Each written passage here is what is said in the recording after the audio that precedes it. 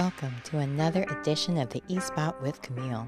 The eSpot is your location for the latest in entertainment, beauty, and design from the people who make it. Thanks for joining.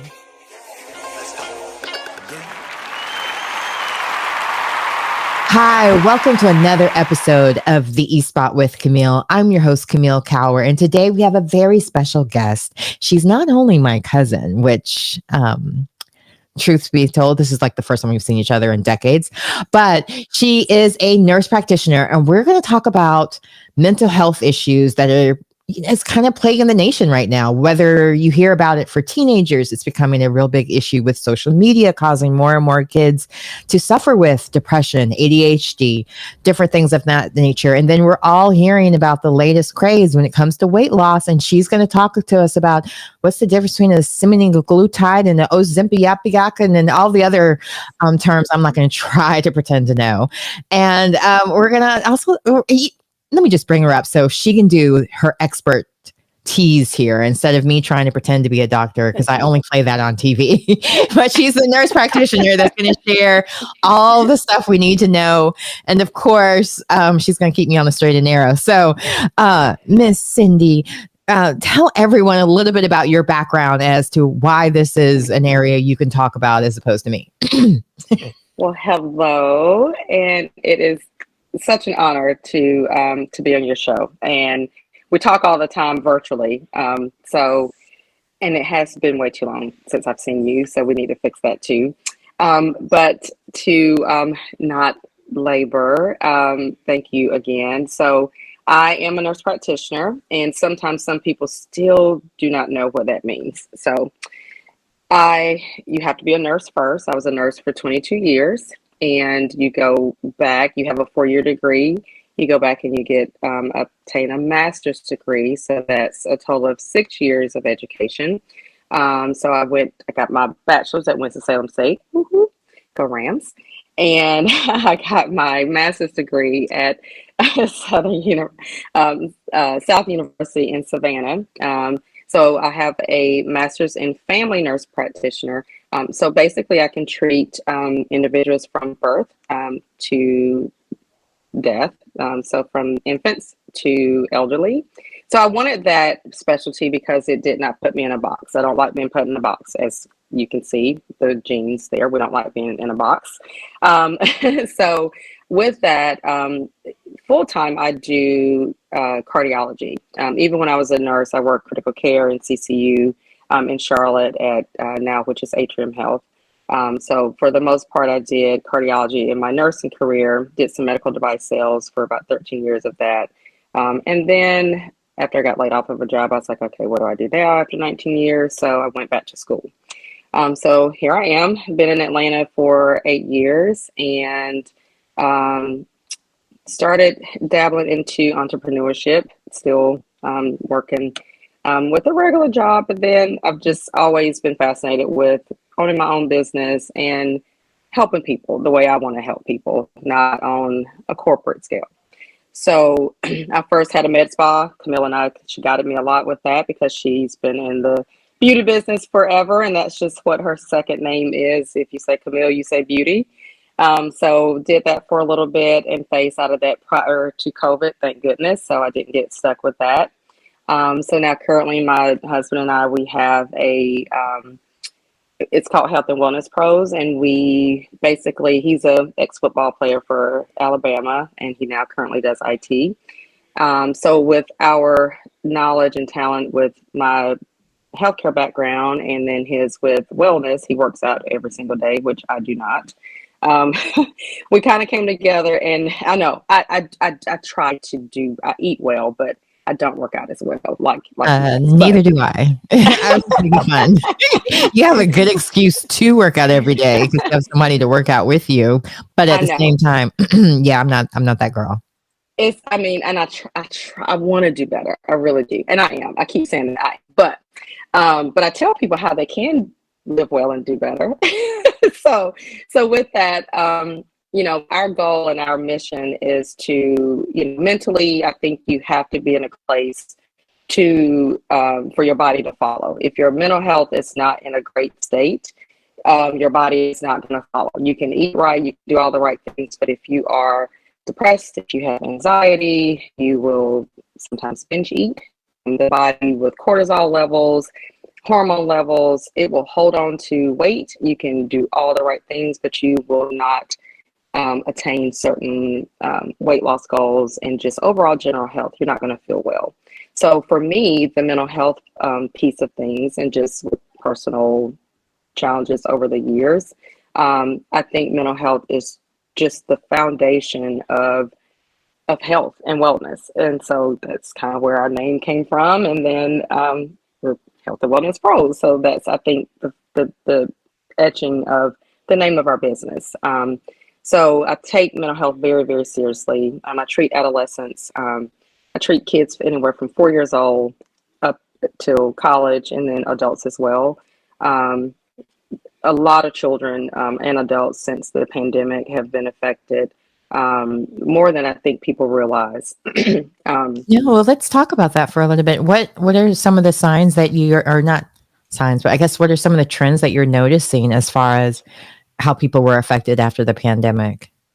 I think just not socializing and being in the house for 2 years solid. And then when we were charged to go back out into socializing, just general socializing, going to school, being out in public. A lot of teenagers, their anxiety levels are just through the roof. They are nervous about everything. They're nervous about what's going to happen. And people lost a lot of people. A lot of people passed away, people close and near and dear to them. It is just, anxiety is at an all-time high with our youth, with our adults too, but I treat a lot of small kids, 8 years old, 10 years old, 15 years old. So from elementary school up through middle school, where I fill homebound paperwork where they cannot go sit in a classroom and do their schoolwork. So it is a real thing. And I mean, it's not that they're pretending. I mean, they have physical symptoms where they're nauseated, they vomit, they can't get out of the house to go to school, or if they do, they have physical symptoms. So it's not like they're pretending, like, because they just don't want to go. They are truly anxious and having near panic situations. No, I'm glad you're sharing that, because I think a lot of times with parents, we don't always know, as much as we may know our children, we may not always see those signs of something deeper is going on with them than just, oh, they're just teenagers working through their hormones. This is just part of, what is it called?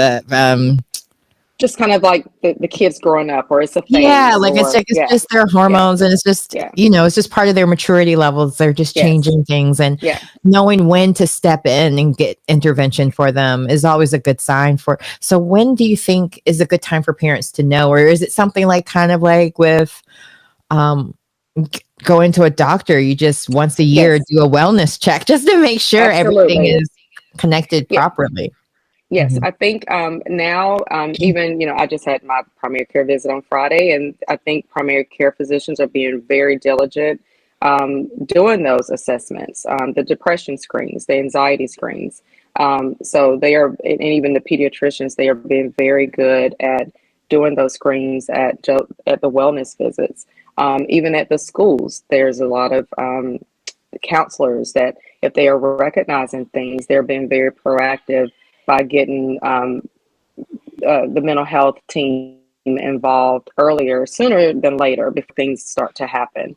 Or if behaviors are occurring in children, they are notifying more team members and getting community services involved and tapping people on the shoulder, and parents saying, hey, I've seen this behavior consistently for X amount of time. I think you may need to get them evaluated. So it's definitely more awareness. And so I think that's a difference as well too, pre-pandemic, as opposed to post-pandemic, that there is a lot of, there's not delays as I saw prior to, because I've dabbled in behavioral health now probably about 7 years. as long as I've been doing the cardiology piece of working since I've been a nurse practitioner. So I've kind of dual worked in both areas, and it definitely has changed of how quickly someone will reach out to get a child evaluated pre-COVID as opposed to post-COVID. You know, children having just meltdowns in class and or episodes and then end up in the hospital. It used to happen a lot, but now because they have protocols in place and they're watching closer. I mean, obviously we've had a lot of events happening, you know, throughout the country of, you know, shootings in schools and, you know, threats and, so they really have a zero tolerance. So if a child seems like they are not doing well and they are under distress, they will definitely step in a whole lot sooner now, which is really, really good, and get a child help, and adults too, whether it's in the workplace. You know, a lot of the jobs, they have all the behavioral health and EAP programs in place, which I think is really good because it used to be really taboo where people didn't want to talk about needing help. They didn't want to discuss that they were having depression or they were having anxiety. We were just charged to, you know, even in healthcare, just kind of you deal with it, you push through. But now it is welcome to talk about, I need a timeout, I need help, I'm unraveling a little bit. So it's more accepted, which makes it really, really nice. I'm glad you brought that up because that is a good thing for us to know that there are so many different area touch points in a way that are making sure kids are being watched over as well as adults for that matter. Because I remember it used to be a thing where it was like, did somebody go postal? It was like a joke. Yes, now, right?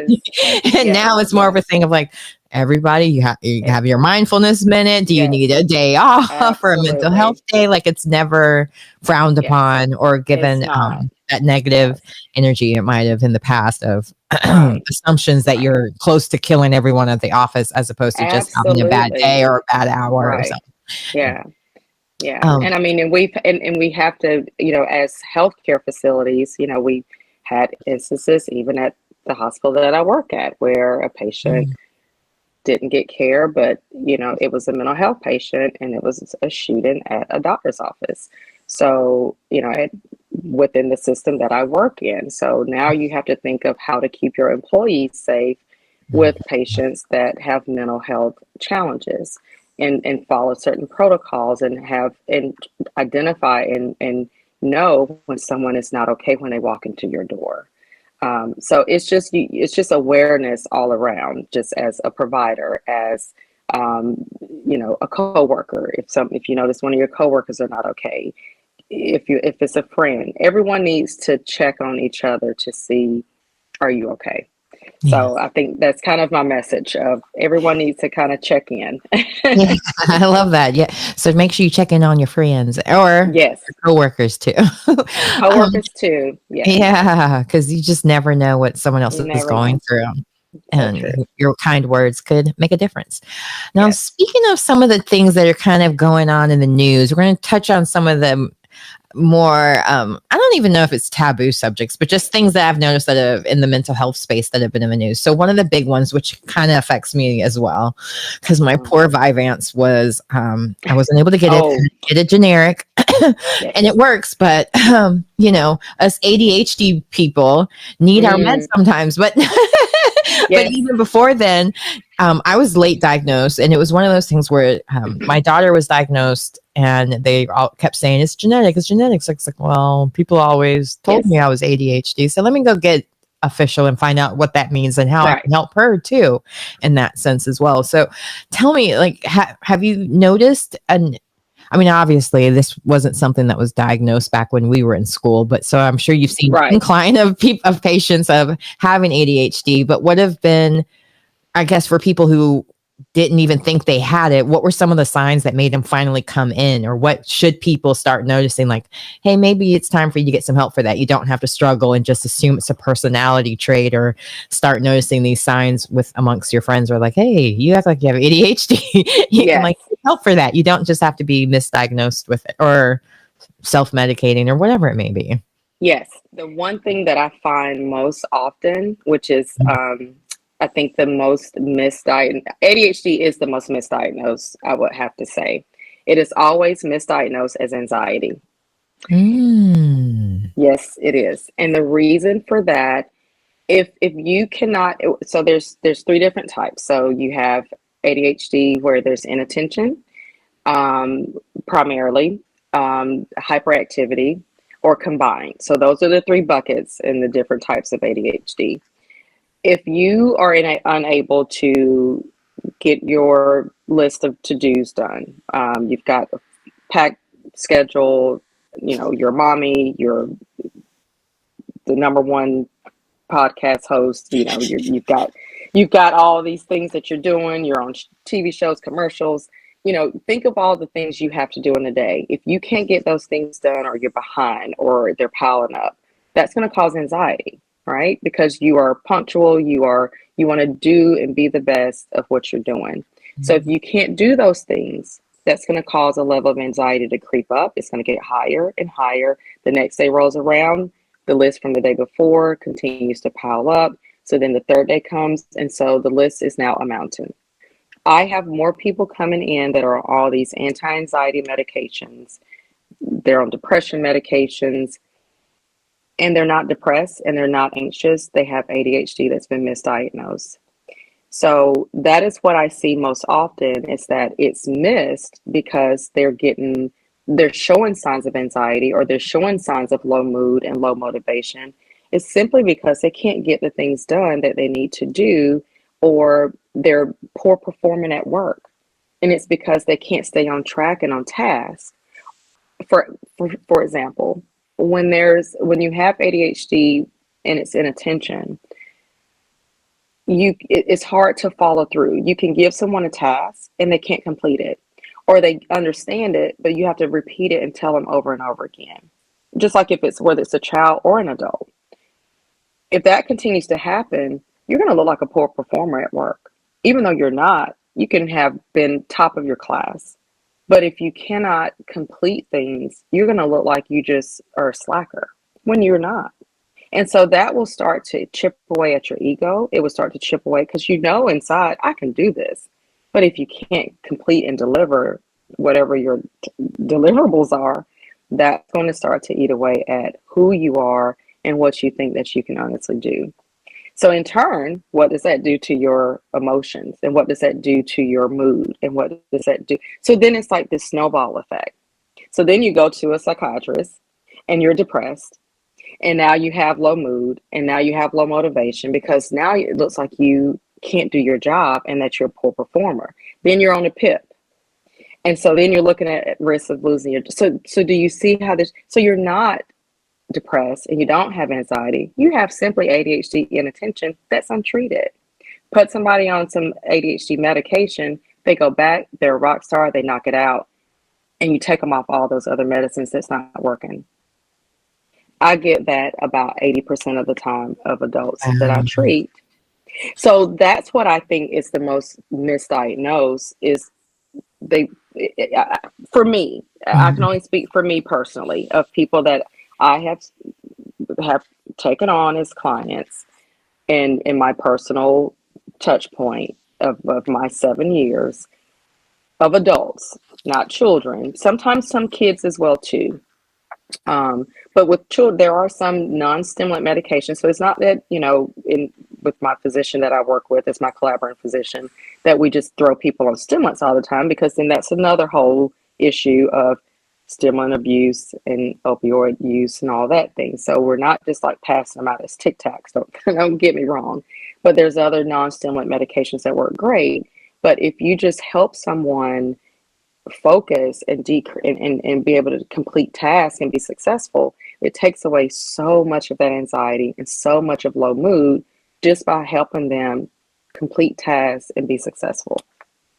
Huge. Like, because when I first went to my therapist, much like you, she first was like, well, let's see if it's depression. And so she started me off with depression meds, and it's like, yeah, it's not depression. I was like, yeah, I don't have anything that I mean, except for like seasonal, which we're going to talk about as well. I do get that, because I'm like, it's too cold to go outside. I don't want to go anywhere. And then you get kind of stuck in your bubble where it's just, you're not really getting out of bed because it's too cold and your heated blankets in there. Right. And it's snuggly. I'm a blanket. You know, I love my blankets. Yeah. And so it gives all the signs. And, and then next thing you know, but when she finally got me on my ADHD meds, it was a matter of like, I can see things through. I don't have to wait till the last minute to finally complete things when it would get to a point where it's like the barrel is about to break. And that's when I start doing stuff usually. And working under pressure. When I was an esthetician, it was so easy to not be diagnosed because I was so busy. I didn't have time to just sit and think. Yeah, because even when a client had a mask on, I was also waxing somebody else's eyebrows. Like there was no time to not think all the time. And that whole out of sight, out of mind thing, which I never really understood, but because I moved around so much, I didn't have those time to really make those close bonds with people. And so I would move and they'd be out of my mind type of thing. So I wouldn't miss them after a while, So it's like, even with creating new friendships, now I get it. Like, oh, if you're here for a long time, you're going to keep seeing these people. Right. I moved every 6 to 9 months, like I would see family, but it was like on holidays or, it was very random type of thing. So it was easy to overlook. Absolutely. So but for normal people who don't have my weird nomadic life, it is still easy to kind of overlook because they are like, oh, it's just a personality trait. This person might be the class clown, or it could be the person that's the quietest in the room. It doesn't always have the cookie cutter look of it. Because like my daughter is very quiet, but she's also, because she's daydreaming about more exciting things than whatever's going on in the classroom. Sometimes she's and now she's in classes where she's more motivated and making straight A's because she's interested in it. It keeps her attention, and they're constantly like, she's into science and sports medicine. Speaking of your husband's career, so she's constantly moving in that class and learning new things and watching videos. Like he's hitting all those touch points of learning that she's doing great, and she didn't like the medication. She wasn't really good at taking it. So for her, she doesn't need it as of now, but we're always open to seeing it, because she sees how I am on it, but I'm also a different kind than her. But speaking of other things that are hot in the news with health, let's talk about what everybody was talking about, because last week was like BravoCon and I don't even know how to say it. Bravo celebrities or being accused of using the latest craze in weight loss. But I also think like obesity is one of those things that they keep talking about being a medical condition that needs to be treated. So now that there's finally a medication for that, why are y'all hating on people using it? So anyway, can you talk to me, because I know that you offer that at your service. Can you talk to us about who is a good patient for this? Why someone should seek this out if they are having a tougher time at losing weight? Yes. So there initially it was just semaglutide, which was Ozempic and Wegovy. Semaglutide, those are all the same medication. Semaglutide is the generic form. So I initially was introduced to it working with heart failure and transplant patients, trying to get their BMI down and their weight down for heart transplants and heart pump implants, when they've had heart failure and they need a new heart or like a mechanical pump to replace the heart function. So we would put these patients on, but you have to be a certain weight. You can't be obese. So we started when this medicine first came out, and we would start them on the medicine for their diabetes, because typically they have high blood pressure, diabetes, kidney issues. And they would come back in to see us, and they would have lost 10 pounds, 15 pounds. And I was like, what is going on? Like, this is amazing. But at the time, it was not approved for weight loss. This was years ago when it first came out. Then the buzz started with, this is now being used for weight loss. Then it's all the diabetics, raging of, they're taking our medicine that we need for our diabetes, but there's tons of medications for diabetes, and there's other types of these medications for diabetes. I mean, there is, and this is a new, class. It's called the GLP-1, glucagon-like peptide. That's what the GLP stands for. And this is a hormone that we produce on our own in our bodies, but this is, of course, a manufactured type with these medications. And it basically, it acts as an agonist. So when you eat, your insulin levels go up, and it allows you to help digest and the food that we eat, and it allows us to process, and so the food doesn't sit as fat. And so that's kind of how this hormone works in our bodies. So the pancreas release more insulin, and we use what we've eaten, break it down as energy, and that's kind of like the simple way of saying how this glucagon like peptide hormone works in our bodies naturally. So when we inject this into us as this insulin or as this medication, when they started seeing that it caused weight loss, it slows down gastric emptying. So basically it makes you feel full quick. That's what it does. So it makes you feel like you've eaten more than what you need to, and you're not hungry. So that's in a nutshell how this medicine works. You feel full, you're not going to eat a whole lot. You take it once a week. But the caveat to weight loss of using it for weight loss, you're not going to take the same amount that a diabetic is going to take. The amount that they take is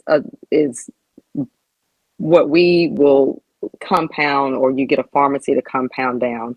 You take a microscopic portion of that weekly.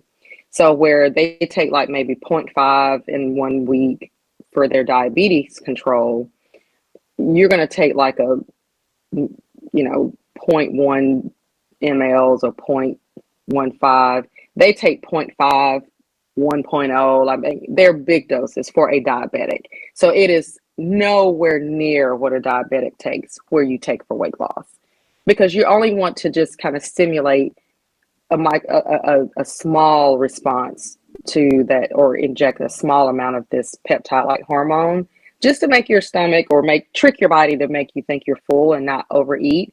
So it's to decrease your appetite, stimulate, give your body just a little bit extra of this hormone, just so you don't overeat. But at the same time, with any of these appetite suppressants that's been out, like the good old phentermine that I do not like that medicine.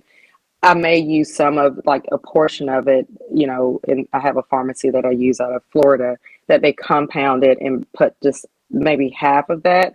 Phentermine causes palpitations. It's a good old faithful. We used to use it a lot back in the day. I've taken it myself back in the day, but I would not give anyone just that pill by itself ever because of my cardiac background. But like, yeah, they prescribed me that too. So I'm curious. What? Tell me more about the phentermine. Mm-hmm. It's almost like speed. I mean, your mouth is dry.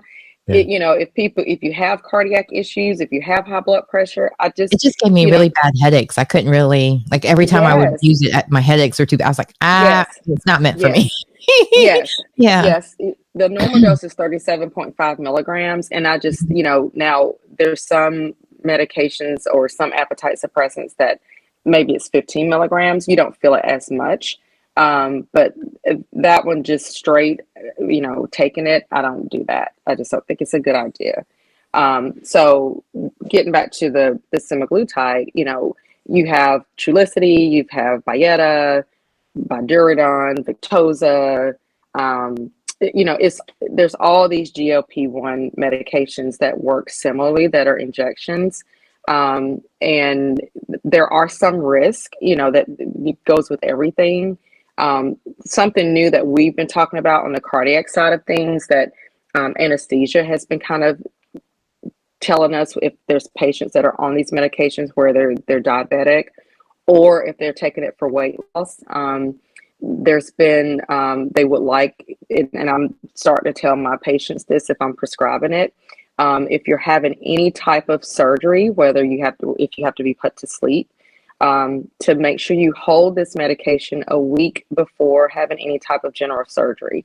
They're seeing some challenges with what we call ketoacidosis, meaning, like, if you are diabetic, it can cause some complications, and it can cause some gastric issues, so like what we call gastroparesis, where just the stomach issues. I'll just put it kind of simple. But it's basically causing the gastric emptying delay, because that's what it makes you feel full, and that's why you don't eat as much. So just some of those concerns that on the anesthesia side, there's actually been a guideline added for the ASA guidelines. So I'm adding that to my education if I'm prescribing it, because this is just kind of new, that just came out recently within the past couple of weeks. So I'm adding that to my safety of my patients, of just in education. If you have thyroid challenges, any history of thyroid cancers, or if you have like a goiter, or in the lab research with lab rats, they had a high instance of developing thyroid cancer from this medication. So if there's any thyroid concerns, it's not ideal to prescribe this medication to patients. And then to check calcitonin levels frequently. I would say at least every, if someone's on it long term, at least every 3 months, just to check those levels. So I'm really big on education, whether if it's an appetite suppressant, or if it's a medication like this, or if it's someone that's been on ADHD medicines for 10 years and they're new to me. I like to teach, even if it's like, yeah, I've been taking this forever. Well, I want to know, well, you're new to me, I don't know you. And sometimes they leave with, oh, I didn't know that, so I want to make sure I cover all the bases. You're new to me. I don't know who you were seeing before, but you're new to me now. So I always like to teach and make sure that I give all the knowledge that I can at a first impression and at a first visit, just to make sure there's no rocks, no stones that are unturned. Because some people, even though they've been taking medication for a long time, there's always certain little pearls that maybe they didn't know. And I had a patient like that had been on ADHD meds as a teenager, and he's older now and working, and there was things that he didn't know about ADHD. So it was really, and he appreciated it. He's like, well, I didn't know that. So I always love to take the time to teach and make sure that I give some value to my patients, whether it's in a hospital or if it's with my business. And you do a lot of that, even. So make sure you follow and look up her website, keep in touch. How can everyone keep in touch with you? What's the best way, I guess, for them to keep in touch with you as well? Because obviously, if you live in Georgia, you should check her out for Teledoc and all of the things in between. But Yes. if you're outside of Georgia, like myself, I know. You can only follow her her Instagram, I guess. Yes, for the little nugget. Healthy Wellness Pros. Yes. So the office website is healthywellnesspros.com. That's for the clinic. We do telehealth visits. We do have office space at Lifetime Fitness in Buckhead. So if someone just wants to see me in person, see my face, I will see some, because sometimes some people they love telehealth and they want that convenience, so they don't have to leave work. But we do have space at Lifetime Fitness in Buckhead that's right adjacent to Nobu, like right beside Nobu. So there's a Nobu in Atlanta too. Yeah, it is. It's the hotel. Yes. So we do have space at Lifetime. So if you just want to, I can give you that information. The address listed, that's more of a virtual type office for our answering service. But if you do, request, we'll add it as another location. Is what we're going to do. But if you want to come and sit and talk to me in person, I love that too. I will. We can definitely arrange that. But pretty much our visits are 100% telehealth for mental health, for the weight loss, and for the medical marijuana. We do provide medical marijuana cards as well too. There are 15 diagnoses approved as of right now. We have 2 dispensaries here in Marietta. I'm here in Georgia. They're in Marietta. And as of September, pharmacies Georgia is the first state where pharmacies will be approved to dispense THC products. And so that's something really new that I was really surprised and kind of cool that we were the first. So good things going on here. So we're really excited. And I found your Instagram, so it's listed below. HWPro23 on Instagram, HWPro at IG, if you want to check her out there as well. So for everyone out there listening, make sure you tune in, check her out. Make sure you share this episode with your friends and family that may also benefit from this. And if you ever need some help as well, there is a suicide crisis line that you can reach out to, and that's 988. You can either call or text, and that's also an option if you're outside of state and you can't get with Cindy. That's another option as well. But is there any last minute thing, or not last minute, but little things that we didn't get to cover that you would like to use? Because you're a very busy woman, so I don't want to hold you up. I think my closing statement would be the holidays are coming, and this can be a tough time for many people for many different reasons. So it can be if you've lost someone, if if you're not happy with where your weight is and you're going into the holiday and the New Year's around the corner. So there's many different reasons why the holidays can be a happy time for people, or if it's a not so happy time for people. I don't have my parents, so life changed tremendously when, for the holidays for me. So I had to kind of re-engineer how I do the holidays after they both passed away. So, it used to be I dreaded the holidays, but then I had to kind of figure out I can't do that because I have kids, and now my kids are grown. So then it changed again. So it's like, it's always that transition of the holidays. You just think, oh, it's such a great, happy time, but that may not be that way for everyone. So just take a moment, think of who is around you, look at your surroundings, and just remember that even though we're getting ready to go into the holiday season, it may not be as joyous for everyone as you may think. So look at your circle, check on someone. It doesn't have to be a phone call. It could be a quick text. If you haven't talked to someone in a while, just take a moment to send a text, send a message. But we just need to, I think, check on each other a little bit more. And just make sure that if it's someone that has lost someone last year and they're not here this year, check on that person. Just have that as your number one thing that you do for the holiday, is just to make sure that if someone has lost someone in the past year, just check on them and make sure they're okay. Of your parents. And so when you brought up, oh, that's right, it's both of them. So I will make sure I check, because my husband, he lost both of his parents and all of his siblings but one, and it's the same. Like every year around the holidays, I almost do double duty in that sense of like making sure I bring as much cheer in the house as I possibly can. And sometimes I realize we're all thinking in a different space. Just even feeling like you have to fulfill everything for your family, making all those obligations, going to all the events. It's okay to say no, to make those boundaries. And if that family member that you don't have a relationship with anymore keeps trying to make it because it's the holidays, don't feel the guilt that you have to take care of yourself first. Those are some of mine, because I do have a family member that's no longer a family member to me that keeps reaching out. And I'm like, dude, that bridge has been burnt to the ground, and ashes may form before that ever is rebuilt.